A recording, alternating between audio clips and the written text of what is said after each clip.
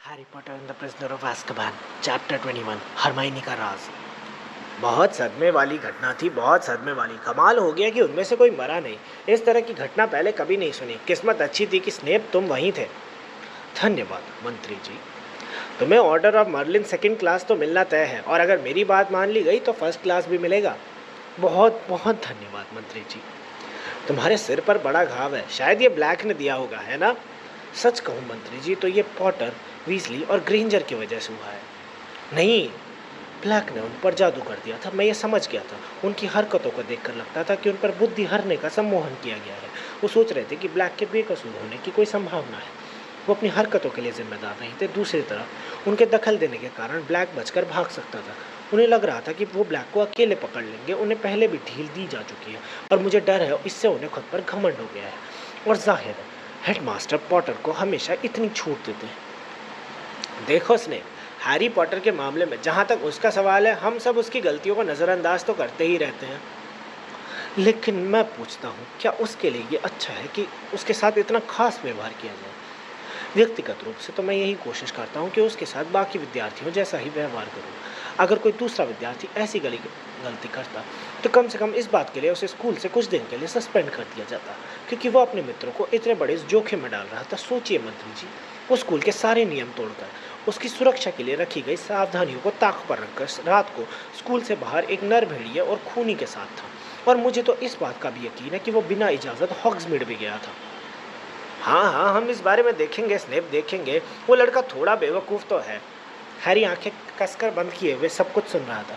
वो कमज़ोरी महसूस कर रहा था। उसके कानों में जाने वाले शब्द दिमाग तक धीमे से पहुंच रहे थे। इसी वजह से पूरी बात समझने में मुश्किल हो रही थी। उसके शरीर का हर अंग भारी लग रहा था, पलकें भी इतनी भारी कि उन्हें उठाना मुश्किल था। वो हमेशा इस आरामदेह बिस्तर पर लेटा रहना चाहता था। तम पिशाचों के व्यवहार से मैं सबसे ज़्यादा हैरान हूँ स्नेप। तुम्हें सचमुच ये मालूम नहीं कि वो क्यों लौट गए? नहीं मंत्री जी, जब तक मैं स्थिति संभालने गया तब तक वो प्रवेश द्वार पर अपनी जगह पर वापस आ रहे थे। अजीब बात है, इसके बावजूद ब्लैक, हैरी और वो लड़की, जब मैं उनके पास पहुंचा तो सभी बेहोश थे। मैंने ब्लैक को रस्सियों से बांधा और उसका मुंह बंद कर दिया। फिर मैंने जादू से स्ट्रेचर उत्पन्न किया और सबको महल में लेकर आ गया। एक पल के लिए खामोशी छाई रही। हैरी का दिमाग पहले से थोड़ा तेज था। तत्काल उसे लगा कि उसके दिल पर कोई बोझ है। उसने आंखें खोली। हर चीज़ थोड़ी धुंधली थी। किसी ने उसका चश्मा हटा दिया था। वो अस्पताल के जिस हिस्से में था वहाँ अंधेरा था। उसने देखा कि मैडम पॉम्फ्री वार्ड के दूसरे कोने में उसकी तरफ पीट करके एक बिस्तर पर झुक रही थी। हैरी ने घूरा। मैडम पॉम्फ्री के हाथ नीचे रॉन के लाल बालों के ऊपर दिख रहे थे।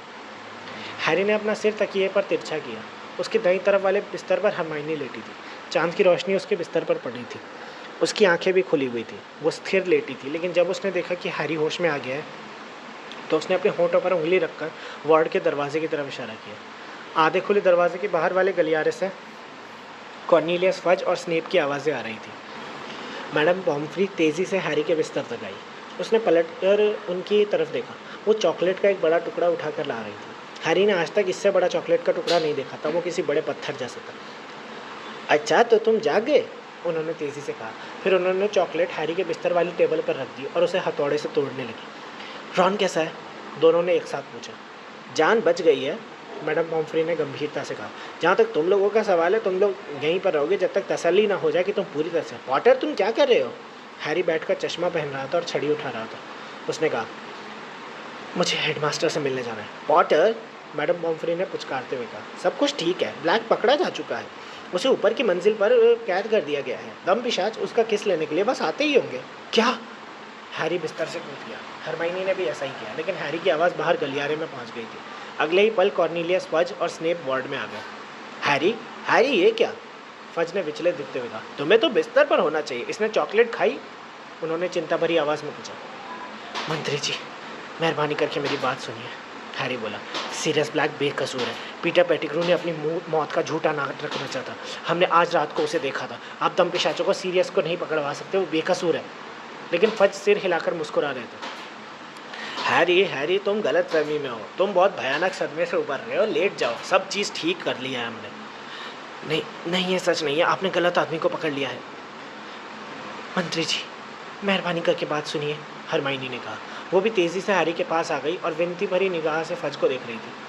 मैंने भी उसे देखा था, वो रॉन का चूहा था। पेटिग्रू एक इच्छाधारी नर पशु था और देखा आपने मंत्री जी, दोनों ही बुद्धि हारने वाले सम्मोहन के शिकार हैं। ब्लैक ने इन पर अच्छा जादू किया है। हैरी ने गरजते हुए कहा, हम लोगों की बुद्धि को कुछ नहीं हुआ। मंत्री जी, प्रोफेसर, मैडम पॉम्फ्री ने कहा, मैं आप लोगों से आग्रह करती हूँ यहाँ से चले जाइए। पॉटर मेरा मरीज़ है, आप लोग इसे परेशान कर रहे हैं। मैं परेशान नहीं हो रहा हूँ, मैं बस उन्हें ये बताने की कोशिश कर रहा हूँ कि क्या हुआ था। हैरी ने तैश में आते हुए कहा, लेकिन वो सुनते ही नहीं। लेकिन मैडम पॉम्फ्री ने अचानक हैरी के मुंह में चॉकलेट का एक बड़ा टुकड़ा ठूंस दिया। उसका मुंह बंद हो गया और मैडम पॉम्फ्री ने मौके का फ़ायदा उठाकर उसे उठाकर बिस्तर पर पहुंचा दिया। मेहरबानी करके मंत्री जी, इन बच्चों को आराम चाहिए, मेहरबानी करके आप चले जाइए। दरवाज़ा फिर खुला, डम्बलडोर अंदर आ गए थे। हैरी ने अपने मुंह में बड़ी चॉकलेट मुश्किल से निकली और उठकर खड़ा हो गया। Professor Dumbledore, Sirius Black?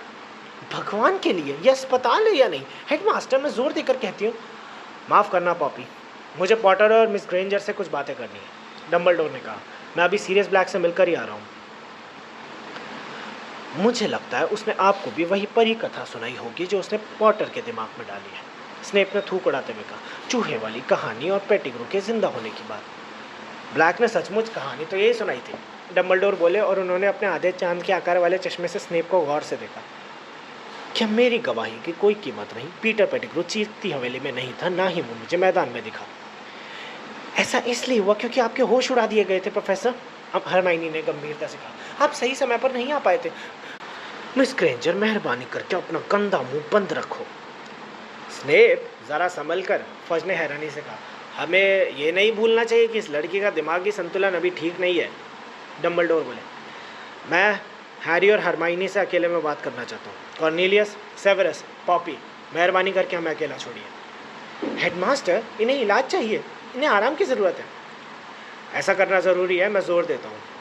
Madam Pomfrey अपने होंठ सिकोड़कर वार्ड के सिरे पर बने ऑफिस में चली गई और जाते समय उन्होंने पीछे दरवाज़ा बंद कर दिया। फज ने अपने वेस्ट कोट से लड़कती बड़ी सुनहरी घड़ी को देखा। दम पिशाच आते ही होंगे, वो बोले।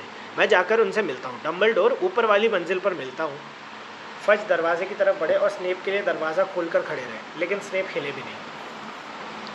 कहीं ऐसा तो नहीं कि आपको भी ब्लैक की कहानी पर यकीन है? स्नेप फुसफुसाए।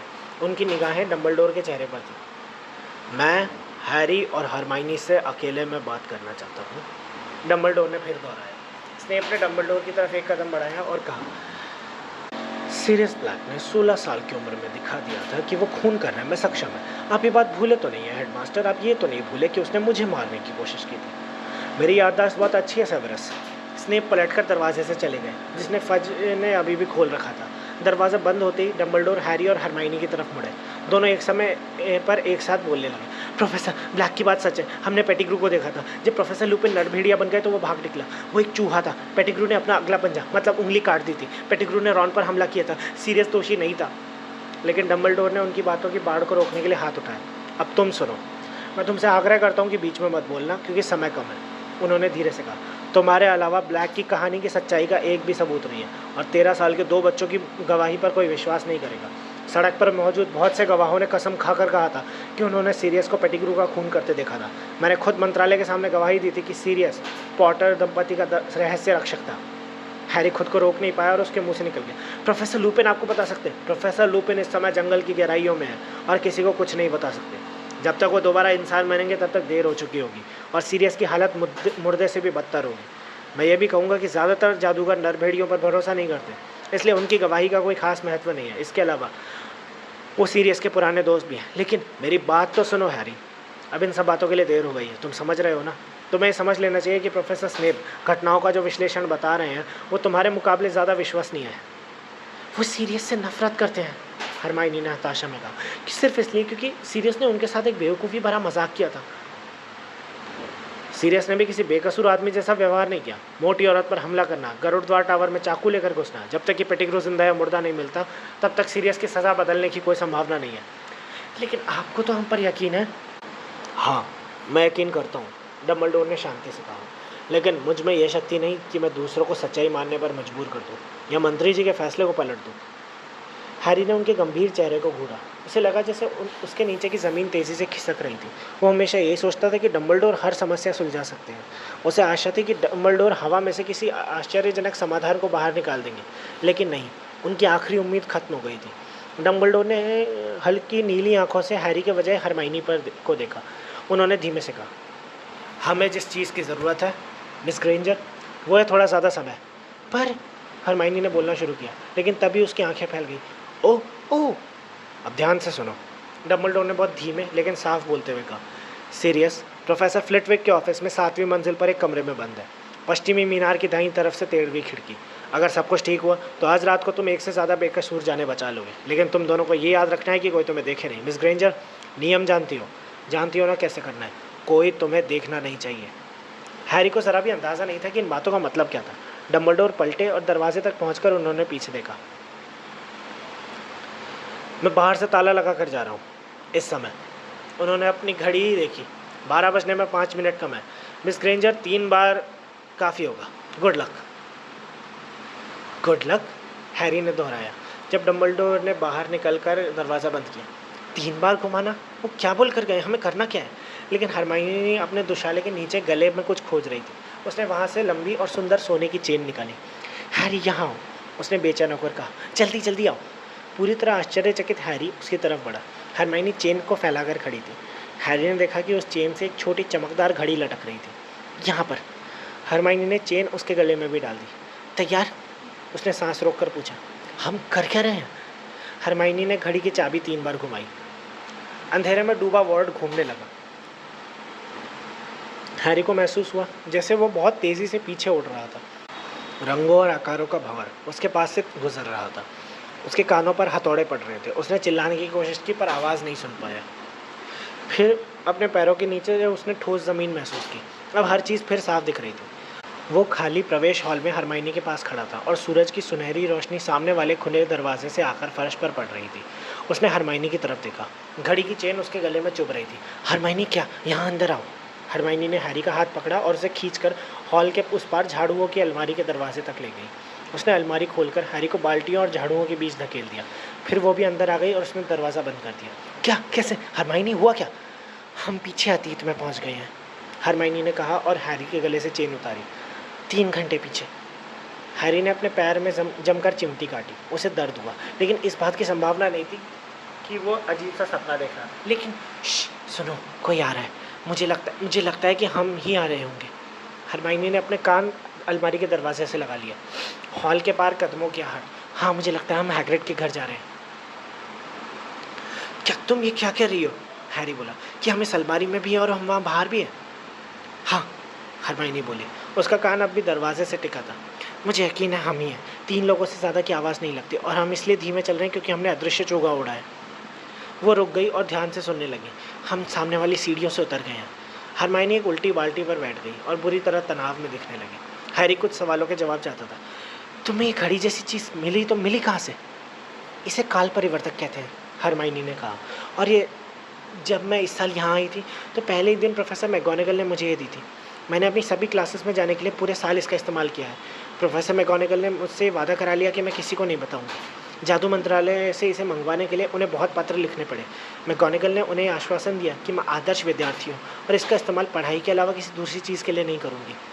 मैं इसकी चाबी घुमाकर पिछले क्लासों में चली जाती और इस तरह कई क्लासेस में एक साथ पढ़ती थी। लेकिन हैरी, मुझे समझ नहीं आ रहा कि डम्बलडोर हमसे करवाना क्या चाहते हैं। उन्होंने हमें 3 घंटे पीछे जाने को क्यों कहा? इससे सीरियस को कैसे मदद मिलेगी? हैरी ने उसके परेशान चेहरे को देखा। इस समय कोई ऐसी चीज़ हुई होगी जो वो बदलवाना चाहते होंगे, उसने धीमे से कहा। क्या हुआ था? हम 3 घंटे पहले हैग्रिड के घर की तरफ जा रहे थे। हम 3 घंटे पहले के समय में पहुंच चुके हैं और हम हैग्रिड के घर की तरफ जा रहे हैं। हमने अभी अपने जाने की आवाज़ें सुनी है। हैग्रिड की भौहें तन गई। वो अपने दिमाग पर जोर डालकर सोच रहा था। डम्बलडोर ने अभी कहा था कि हम एक से ज़्यादा बेकसूर जाने बचा सकते हैं। और फिर वो मतलब समझ गया। हरमाइनी, हम बकबीक को बचाएंगे, लेकिन इससे सीरियस को मदद कैसे मिलेगी? डम्बलडोर ने कहा था। उन्होंने हमें बताया था कि खिड़की कहाँ है। फ्लिटविक के ऑफिस की खिड़की, जहाँ सीरियस बंद है। हमें बकबीक पर सवारी करके खिड़की तक उड़कर पहुँचना है और सीरियस को बचा के लाना है। सीरियस बकबीक पर सवार होकर यहाँ से भाग निकल सकता है। वो एक साथ यहाँ से बच निकल सकते हैं। हैरी को हरमाइनी का चेहरा जितना दिख रहा था वो बहुत दहशत में लग रही थी। अगर हम बिना किसी को दिखे ये काम कर पाए तो ये किसी चमत्कार से कम नहीं होगा। कोशिश तो करनी ही चाहिए, है ना? वो उठ कर खड़ा हुआ और उसने कान अलमारी के दरवाजे से लगा दिया। कोई आवाज़ नहीं आ रही है, लगता है बाहर कोई नहीं है। आओ चले। हैरी ने धक्का देकर अलमारी का दरवाज़ा खोला। प्रवेश हॉल में कोई नहीं था। वो लोग बिना आवाज़ किए अलमारी से बाहर भागे और पत्थर की सीढ़ियाँ उतर गए। छायाएं लंबी हो रही थी। अंधेरे जंगल के पेड़ों के झुरमुट सुनहरी रोशनी में चमक रहे थे। अगर कोई खिड़की से बाहर झांक रहा हो, हरमाइनी चीखी और पीछे महल की तरफ देखने लगे। दौड़ लगाते हैं, सीधा जंगल में चलते हैं, ठीक है? हम किसी पेड़ के पीछे छिप के नज़र रखेंगे, ठीक है? हम ग्रीन हाउसेस के पास से घूमकर चलेंगे। हरमाइनी ने कहा, हमें हैग्रिड के सामने वाले दरवाजे से नज़र नहीं आना चाहिए, वरना हम खुद को देख लेंगे। हम अब तक हैग्रिड के घर के पास पहुंच गए होंगे। हरमाइनी की बात का मतलब समझने की कोशिश करते हुए हैग्रिड ने दौड़ लगा दी। हरमाइनी पीछे भाग रही थी। वो सब्जियों के बगीचों को पार करते हुए ग्रीन हाउसों के पास पहुंचे। एक पल रुके और लड़ाकू पेड़ का चक्कर लगाते हुए जंगल में छिपने के लिए दौड़ पड़े। पेड़ों की छायाओं में सुरक्षित पहुंचने के बाद हैरी घूमा। कुछ सेकंड बाद हरमाइनी में हाँफती हुई उसके पास आ गई। ठीक है, हरमाइनी बोली, हमें चोरी से हैग्रिड के घर के पास पहुंचना है, दिखाई मत देना हैरी। वो लोग खामोशी से जंगल के किनारे पर पेड़ों के बीच से चलते रहे। फिर जब उन्हें हैग्रिड के घर का अगला हिस्सा दिखाई दिया तो उन्होंने उसके दरवाजे पर किसके खटखटाने की आवाज़ सुनी। वो तत्काल बलूत के एक चौड़े तने वाले पेड़ के पीछे छिप गए और पीछे से झांकने लगे। हैग्रिड दरवाजे पर नज़र आ रहा था। वो कांप रहा था और उसका चेहरा सफ़ेद था। वो चारों तरफ देख रहा था कि दरवाज़ा किसने खटखटाया। और फिर हैरी ने अपनी आवाज़ सुनी, हम अदृश्य चोगा पहने, हमें अंदर आने दो ताकि हम उसे उतार सकें। तुम्हें यहाँ नहीं आना चाहिए था, हैग्रिड बोला, लेकिन वो एक तरफ हट गया और उसने दरवाज़ा बंद कर दिया। हमने आज तक इतना अजीब काम नहीं किया, हैरी ने उत्साह से कहा। हम थोड़ा खिसकते हैं, हमें बकबीक के पास जाना चाहिए।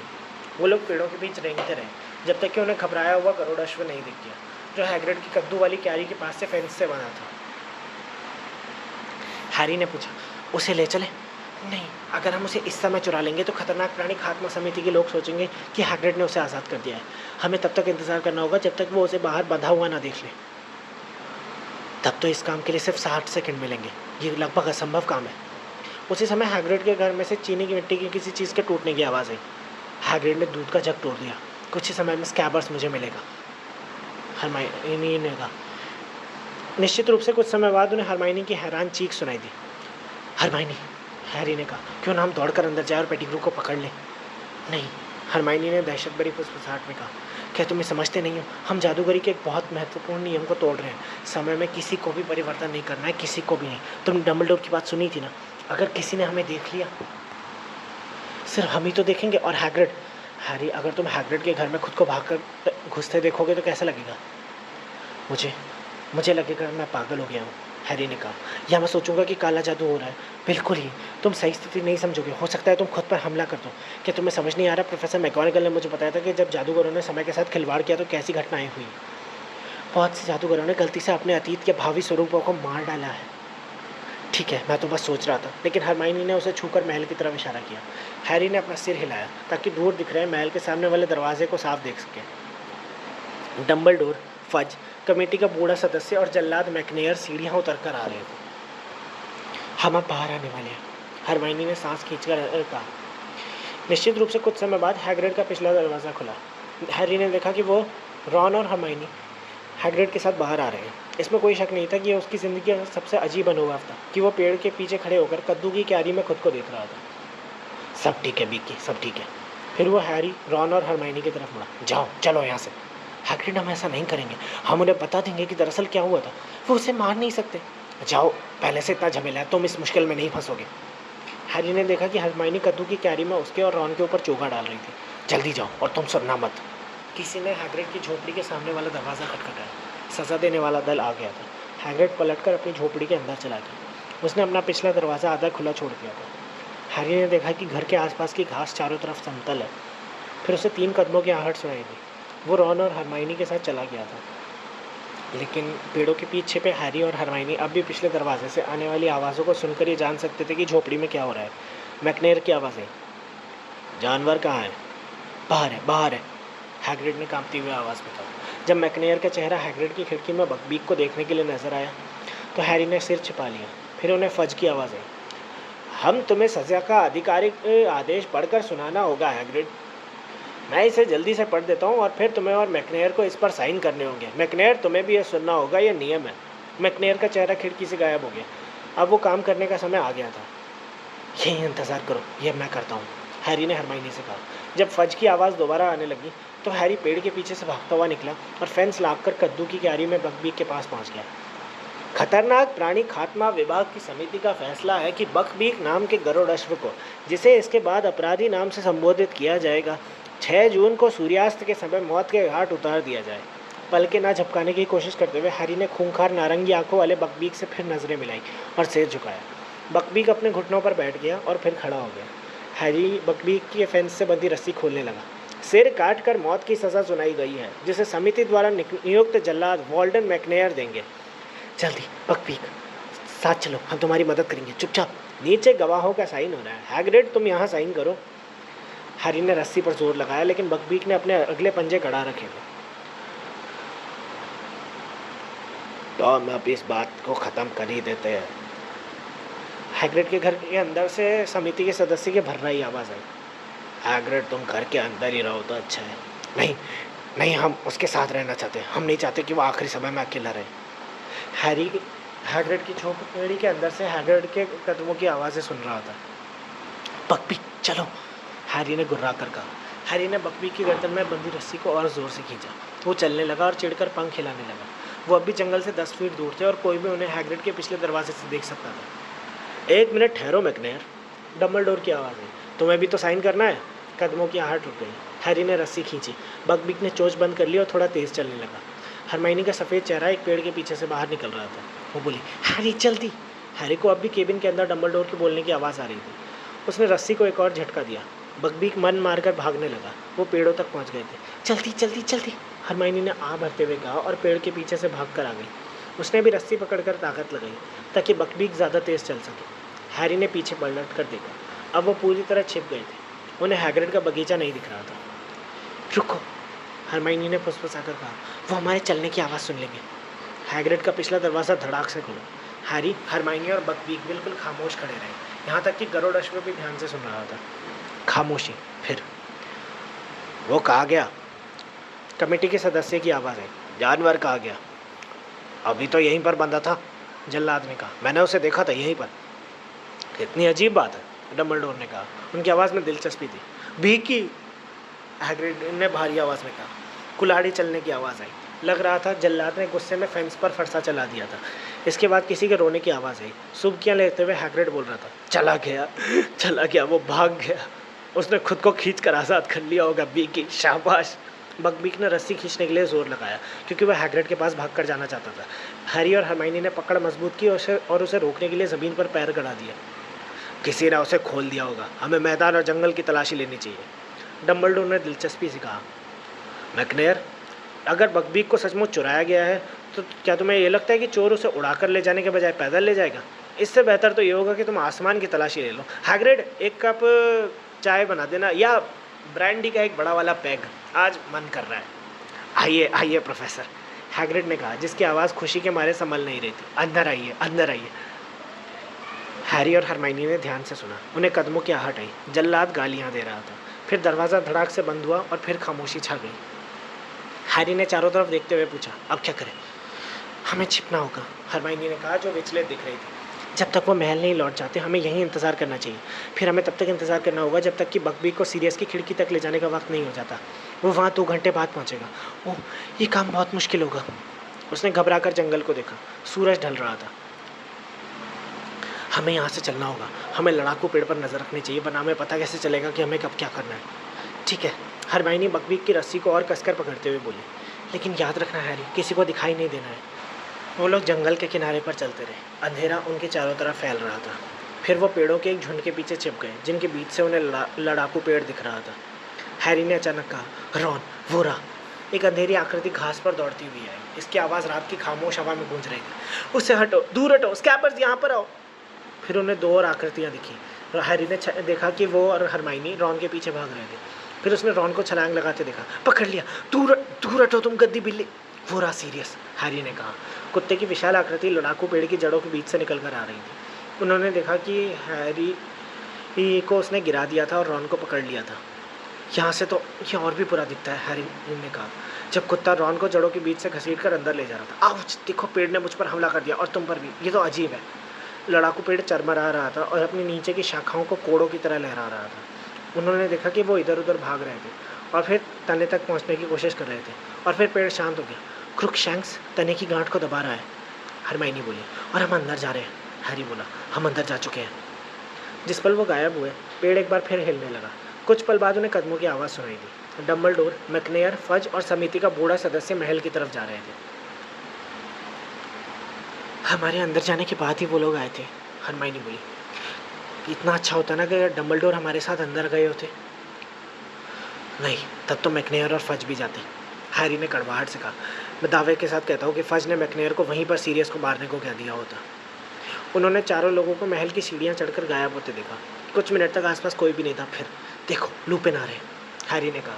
जब उसने देखा कि पत्थर की सीढ़ियों से एक आकृति लड़ाकू पेड़ की तरफ भाग कर आ रही है, हैरी ने आसमान में देखा। चांद बादलों में छिपा था। उन्होंने देखा कि लुपिन ने ज़मीन से एक टूटी टहनी उठाकर तने की गांठ को दबाया। लड़ाकू पेड़ ने लहराना बंद कर दिया और लुपिन भी इसकी जड़ों के छेद में गायब हो गए। काश वो चोगा उठा लेते, वहीं तो पड़ा है। वो हरमाइनी की तरफ पलटा। अगर मैं भाग कर जाऊँ और चोगा उठा लूँ तो स्नेप नहीं पहुँच पाएगा। और हैरी, हमें किसी को भी नहीं दिखना है। तुम ये कैसे बर्दाश्त कर सकती हो? उसने तैश में आकर हरमाइनी से कहा। यहाँ पर खड़े होकर सब कुछ देख रही हो? वो झिझका। मैं चोगा उठा रहा हूँ। हैरी नहीं। हरमाइनी ने हैरी के दुशाले को पीछे से पकड़ लिया और ये अच्छा ही था। ठीक उसी समय उन्हें किसी के गाने की आवाज़ आई। यह हैग्रिड था जो महल की तरफ जा रहा था। वो ज़ोर ज़ोर से गाना गा रहा था और चलते समय झूम रहा था। उसके हाथ में एक बड़ी बोतल थी। देखा, क्या हो सकता था? हमें किसी को दिखाई नहीं देना। नहीं बकबीक, नहीं। गरुड़ अश्व फिर हैग्रिड तक पहुंचने की जोरदार कोशिश कर रहा था। हैरी ने भी बकबीक को रोकने के लिए उसकी रस्सी पकड़ ली। उन्होंने देखा कि हैग्रिड महल तक झूमता हुआ गया और फिर वो चला गया। अब बकबीक ने भी रस्सी छुड़ाने की कोशिश छोड़ दी और उसका सिर दुख से लटक गया। मुश्किल से 2 मिनट बाद ही महल का दरवाज़ा फिर खुला। स्नेप धड़धड़ाते हुए बाहर निकले और लड़ाकू पेड़ की तरफ भागने लगे। हैरी ने अपने हाथ भींच लिए जब उसने देखा कि स्नेप पेड़ के पास रुककर चारों तरफ देख रहे थे। उन्हें चोगा दिख गया जिसे उन्होंने उठा लिया। हैरी धीरे से गुर्राया, इस पर से अपने गंदे हाथ हटाओ। स्नेप ने वही टहनी उठाई जिससे लुपिन ने पेड़ की गांठ दबाई थी। उसी टहनी से स्नेप ने भी वही गांठ दबाई और चोगा पहनकर अदृश्य हो गए। तो ये मामला है। हम सब वहाँ पर नीचे हैं और अब हमें अपने लौटने का इंतज़ार करना होगा। उसने बकबीक की रस्सी सबसे पास वाले पेड़ से बांध दी। फिर वो सूखी ज़मीन पर बैठ गई और अपने हाथ घुटनों पर रख लिया। हैरी, मुझे एक बात समझ नहीं आ रही। दमपिशाच सीरियस को पकड़ क्यों नहीं पाए? मुझे याद है दमपिशाच पास से आ रहे थे। फिर मुझे लगता है मैं बेहोश हो गई थी। वहाँ पर बहुत सारे थे। हैरी भी बैठ गया। उसने हरमाइनी को पूरी घटना बताई। उसने बताया कि सबसे पास खड़े दमपिशाच ने किस तरह उसके मुंह की तरफ अपना मुंह झुका लिया था। लेकिन तभी झील के पार से कोई बड़ी सफ़ेद चीज़ आई और उसने दमपिशाचों को भगा दिया। हैरी की बात सुनकर हरमाइनी का मुंह खुला रह गया। लेकिन वो क्या था? दमपिशाचों को सिर्फ एक ही चीज़ भगा सकती है, असली पितृदेव, शक्तिशाली पितृदेव, पूरा पितृदेव। लेकिन उसे उत्पन्न किसने किया? हैरी कुछ नहीं बोला। वो उस व्यक्ति के बारे में सोच रहा था जिसे उसने झील के दूसरे किनारे पर देखा था। वो अंदाज़ा लगा रहा था कि वो कौन था, लेकिन ये कैसे हो सकता है? तुमने ये नहीं देखा कि वो कैसा दिखता है? क्या वो हमारा कोई टीचर था? नहीं, वो टीचर नहीं थे। लेकिन इतने सारे दमपिशाचों को तो कोई शक्तिशाली जादूगर ही भगा सकता है। अगर पितृदेव इतना चमक रहा था तो क्या उसकी रोशनी में तुम्हें वो जादूगर नहीं दिखा? क्या तुम उसे देख नहीं पाए?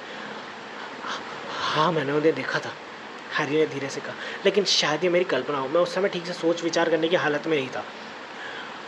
उसके तत्काल बाद मैं बेहोश हो गया था। तुम्हारे हिसाब से वो कौन थे? मुझे लगता है वो मेरे डैडी थे। मैं जानता हूँ सुनने में अजीब लगता है, लेकिन शायद वो मेरे डैडी थे। हैरी ने हरमाइनी की तरफ देखा। उसका मुंह पूरी तरह खुल गया था और वो उसकी तरफ दहशत और दया के मिले जुले भाव से देख रही थी। हैरी, तुम्हारे डैडी मर चुके हैं। हैरी बोल उठा। हाँ, मैं जानता हूँ। तुम्हें लगता है तुमने उनका भूत देखा था? क्या पता, वो ठोस दिख रहे थे। लेकिन फिर शायद मैं ठीक से देख नहीं पाया। लेकिन जितना मैं देख पाया वो वैसे ही दिख रहे थे। मेरे पास उनकी तस्वीरें हैं। हरमाइनी अब हैरी की तरफ ऐसे देख रही थी जैसे उसकी दिमागी हालत के बारे में चिंतित हो। मैं जानता हूँ ये पागलपन लगता है, हैरी ने सपाट अंदाज में कह दिया। उसने पलटकर बकबीक को देखा जो अपनी चोंच से ज़मीन खोद रहा था, शायद कीड़े ढूंढ रहा था। लेकिन वो दरअसल बकबीक को नहीं देख रहा था। वो अपने पिता और उनके 3 सबसे पुराने मित्रों के बारे में सोच रहा था, मूनी, वर्मटेल, पैडफुट और प्रॉन्ग्स। क्या आज रात को चारों दोस्त मैदान में एक बार फिर इकट्ठे हुए थे? वर्मटेल उस रात को दोबारा नजर आया था, जबकि सब यही सोच रहे थे कि वो मारा गया है। क्या ये संभव नहीं था कि उसके पिता भी नजर आए हों? क्या झील के उस पार उसे कोई काल्पनिक चीज़ दिखी थी? वो आकृति इतनी दूर थी कि साफ नहीं थी, लेकिन बेहोश होने के पहले एक पल के लिए तो उसे यही लगा था। हवा में पत्तियाँ सरसरा रही थी। तैरते बादलों के बीच चांद कभी छिप जाता तो कभी दिखने लगता। हरमाइनी अपना चेहरा लड़ाकू पेड़ की तरफ घुमाकर इंतजार कर रही थी। और फिर आखिरकार 1 घंटे से भी ज़्यादा समय बाद, हम वापस आ रहे हैं हैरी, हरमाइनी बोली। वो और हैरी खड़े हो गए। बकबीक ने सिर उठा लिया। उन्होंने देखा कि लुपिन, रॉन और पेटिग्रू जड़ों के बीच वाले छेद से अजीब तरीके से बाहर निकल रहे हैं। फिर हरमाइनी आई।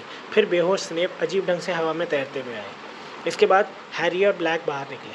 वो सब महल की तरफ चलने लगे। हैरी का दिल धड़कने लगा। उसने आसमान की तरफ देखा। किसी भी समय बादल हटेगा और चांद दिखने लगेगा। हैरी, हरमाइनी बुदबुदाई, जैसे जानती हो कि वो क्या सोच रहा है। हमें दूर ही रहना है, कोई हमें देख नहीं पाए। हम कुछ नहीं कर सकते। तो क्या पेटिग्रू को एक बार फिर बचकर भाग जाने दे? हैरी ने पूछा। अंधेरे में तुम उस चूहे को पकड़ने की उम्मीद भी कैसे कर सकते हो? हरमाइनी ने कहा। हम कुछ नहीं कर सकते। हम सीरियस की मदद करने आए, इसके अलावा कुछ नहीं करेंगे। ठीक है। चांद बादल के पीछे से बाहर निकल आया। उन्होंने मैदान में जाती आकृतियों को रुकते देखा। फिर उन्होंने गतिविधि देखी। लुपिन वो रहे, उनका रूप बदल रहा है। हरमाइनी, हमें ऐसे कहीं और चलना चाहिए। हमें ऐसा कुछ नहीं करना चाहिए, मैं तुम्हें बता रही हूँ। हम बीच में नहीं पड़ेंगे, लेकिन लुपिन जंगल की तरफ भागेंगे, ठीक हमारी तरफ। हरमाइनी ने आह भरी। जल्दी। वो बकबी को खोलने के लिए भागे। जल्दी, हम कहाँ जाएं? कहाँ छिपेंगे? तंपिशाच तो किसी भी वक्त आ जाएंगे। हैरी बोला। फिर से हैग्रिड के घर में चलते हैं, अभी वो खाली है, चलो। वो सरपट भागे। बकबीक भी उनके पीछे पीछे भागा। उन्हें पीछे से नर भेड़िया की गुर्राहट सुनाई दे रही थी। हैग्रिड का घर दिखने लगा था। हैरी ने भागकर दरवाज़ा खोला। हरमाइनी और बकबीक उसके पास से निकलकर अंदर गए। उनके जाने के बाद हैरी भी अंदर गया और उसने दरवाजे की सांकल लगा दी। फैंग भौंका। फैंग, हमें। हरमाइनी बोली और उसे चुप करने के लिए जल्दी से उसके कान खुजाने लगी। करीबी मामला था, हैरी ने कहा। हाँ। हैरी खिड़की से बाहर देख रहा था। यहाँ की इसे बाहर की घटनाओं को देखना मुश्किल था। बकबीक बहुत खुश दिख रहा था कि फिर से वो हैग्रिड के घर में लौट आया है। वह आग के सामने पसर गया।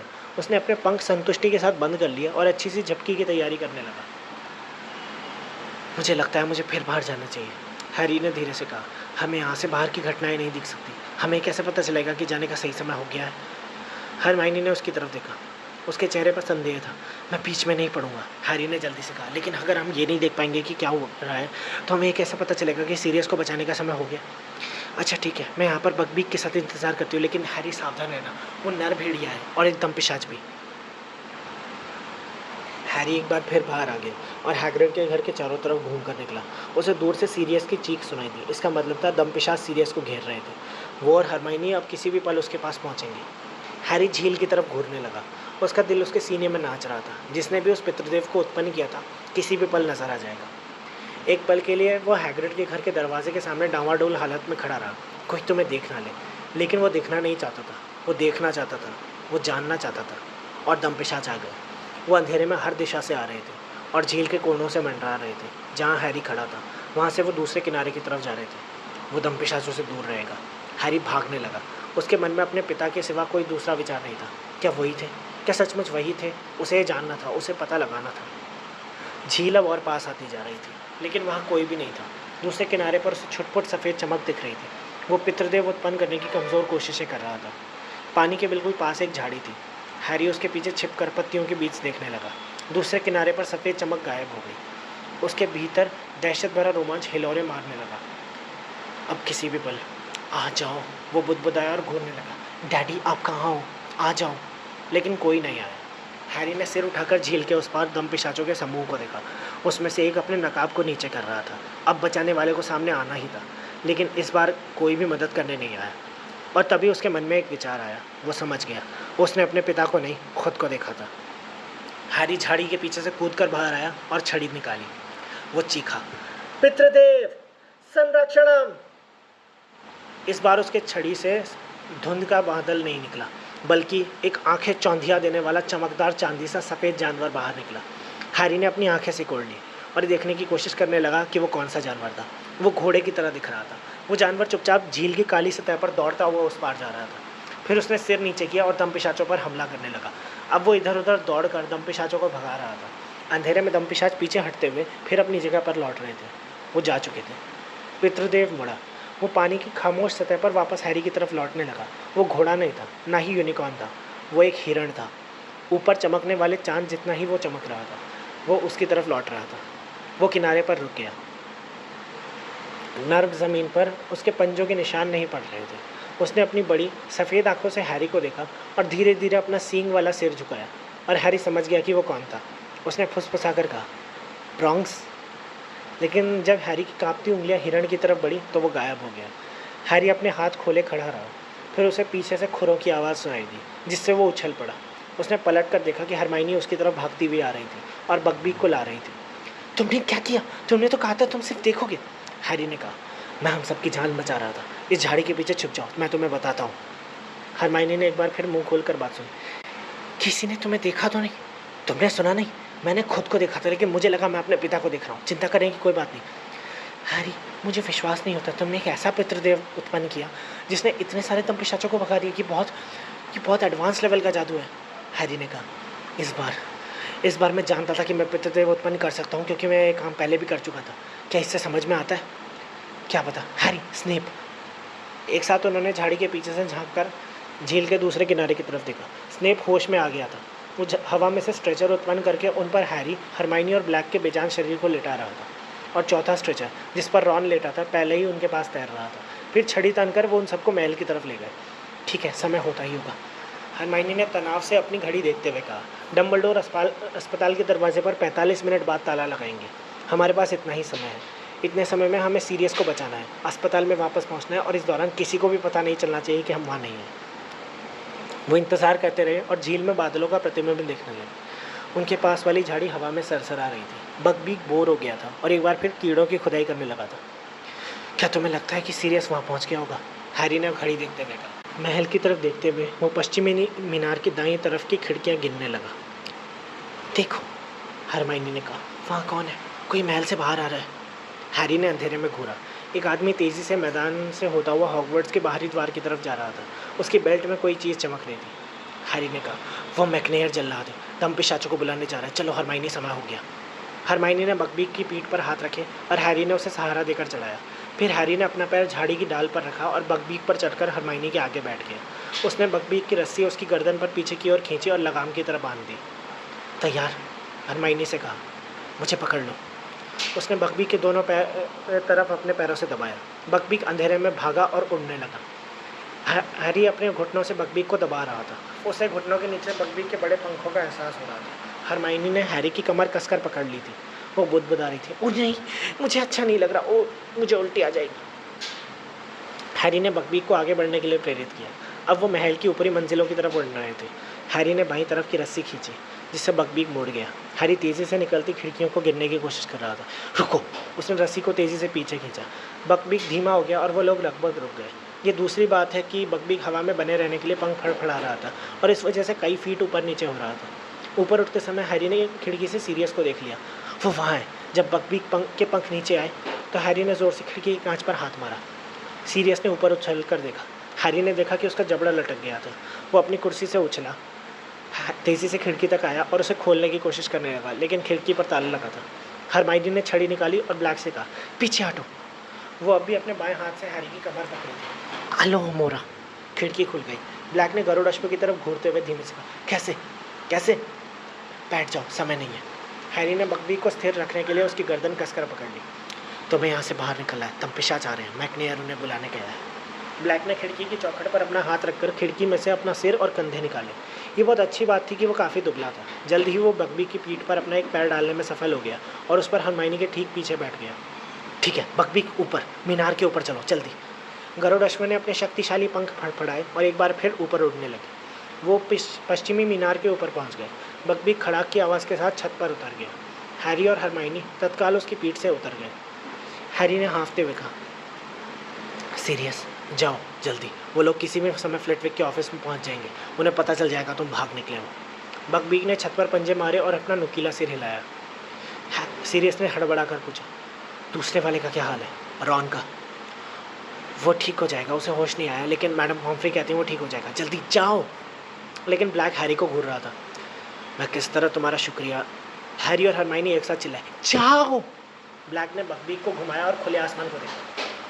हम फिर मिलेंगे, उसने कहा। हैरी तुम सचमुच जेम्स के बेटे हो। सीरियस ने बकबीक पर दोनों तरफ अपने पैरों का दबाव डाला। जब विशाल पंख एक बार फिर उड़े तो हैरी और हरमाइनी उछलकर पीछे हट गए। गरुड़ अश्व हवा में उड़ रहा था। हैरी के देखते ही देखते गरुड़ अश्व और उस पर सवार सीरियस दोनों ही छोटे और छोटे हो जा रहे थे। फिर चांद पर एक बादल आ गया। वो दोनों जा चुके थे।